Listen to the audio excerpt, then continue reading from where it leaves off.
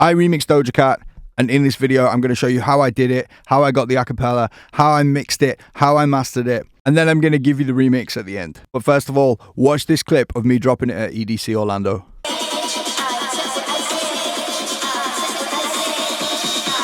Here we go.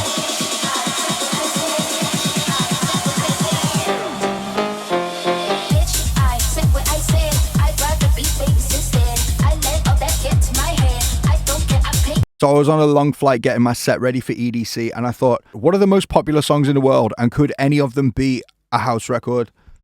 And this one was the one. So we started out on YouTube looking for the acapella. As you can tell, it's kind of crap.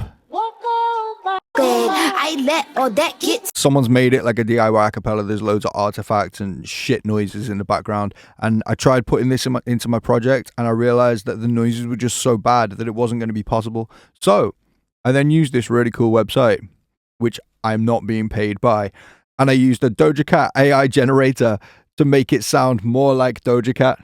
And this is what I got. Bitch, I said what I said. I'd rather be famous instead. So somehow the fake Doja Cat sounds better than the real Doja Cat in this instance. Oh well. Now I've got a clean acapella. I started the remix. This project might look a bit crazy, but I'm pretty sure I know where everything is. So let's start with the drums. We've got a kick drum. It's quite a short kick drum. As you can see, I've chopped the sample up. I don't normally use kick drums that short, but the way that I've got it carved out with the bass, if I play these together, it will all make sense. The side chain on the bass is very short. And when you play them together, it makes a long sustained note.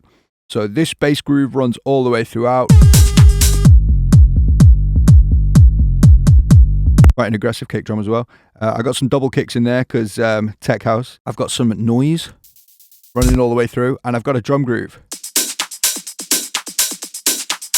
I'm pretty proud of this. This is a good drum groove. So to break it down, it's pretty simple. We got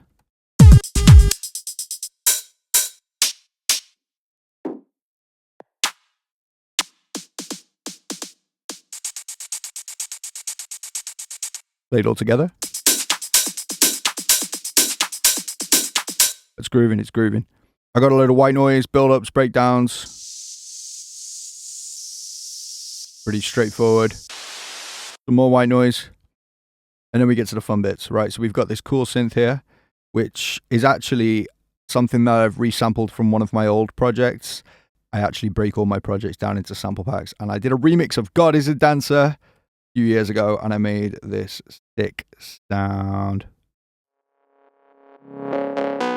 I'm pretty sure it was from a Moog emulation.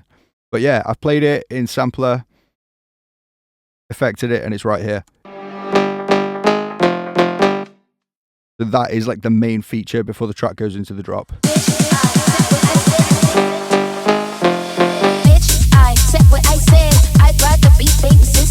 We've got another lead sound that comes in halfway through. Kind of in the background. And then there's a third lead, which I've called trip synth for triplet synth. And I have basically just played a triplet pattern on a Serum preset. You can turn this Ableton grid into triplets here. And then anything you play will instantly sound like every tech house record ever made. I've also got some reverse vocals that I made. And this is... I bounced out the delay on one of the vocals to make that cool little vibe. I got to show you this vocal processing on the build-up. That's a lot of automation right there, and I'll explain what it's doing. Bitch, I said what I said. Bitch, I said what I said. Bitch, I said what I said. Bitch, I said what I said. Bitch, I said what I said. Bitch, I said what I said. So you're going to hear how it sounds like it's getting faster and being pitched up. Basically, if I use a delay, I'm going to do it again really simple so that you can see what's happening. If I use a delay, Ableton delay is automatically in repitch mode, as you can see from there, repitch. So if we then take it off the sync, we can go from slow to fast, and it will repitch it as it goes. So this will be a really crude example, but here goes. If we go like this. Bitch, I said what I said. Bitch, I said what I said. Bitch, I said what I said. Bitch, I said what I said. Bitch, I said what I said. And you can hear the delay getting shorter and shorter and catching up with the actual track. So that's kind of a cool effect that I used in the in the build up there on this vocal. I've got a pitch rise, really straightforward. Some other pitch effects. Oh, that one's actually going down.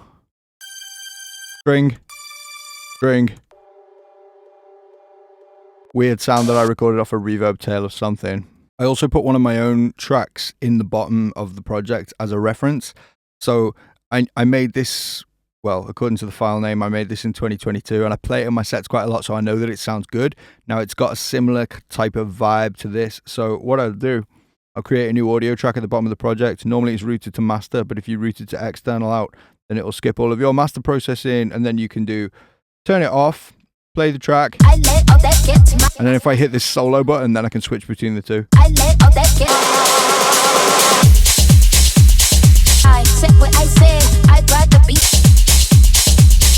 So when I switch between the two, I'm looking to match up the levels of the kick, the bass, the hi-hats, the clap, and all the important things, and then I will know, oh, if this track sounds good and these levels are the same, then this new track should sound good. And that enables me to make music that sounds good enough to play, even if I'm not in a studio. Next thing everyone wants to see is what's on the master, because this is the finished product. This is the version that I am playing in my sets. Nobody else is mastering this. So, what's on the master? Let's go. Let's just play it through. I'm going to turn the volume down so I can talk over it. So first of all, I've got this Fab Filter Saturn, which I have used on a preset called Faster Master. Now this is multi-band saturation and compression, and I've got it at 46%. Sometimes when I'm actually making the music, I'll use it on 100% because it just gives me a vibe as I make. Next, I've got this black box, which is an emulation of an analog piece of gear. I'm using the saturation on flat mode, which means it'll saturate all frequencies evenly. Bit of saturation, and then they've got this cool thing called air, where if it adds a shine to the top end. Next thing we've got is something else adding shine to the top end. This is a bit of a trick that I discovered. If I use the drive on Shaperbox and I only saturate the top frequency, like up here, then I can crank it, and it, so without, you can hear how it cranks those high frequencies. And sometimes when I get to the end of a mix, I need more high frequencies. Oh, then we've got another Fab Filter Saturn.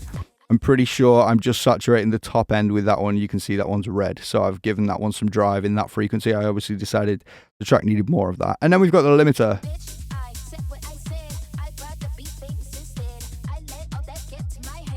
So pretty much a straightforward limiter. I'm aiming for -8, -7 LUFS, which is pretty loud, but I tend to make my music pretty loud. And that's it. I then use this on the master so I can look at the waveform, because I'm a DJ through and through, so I like looking at waveforms.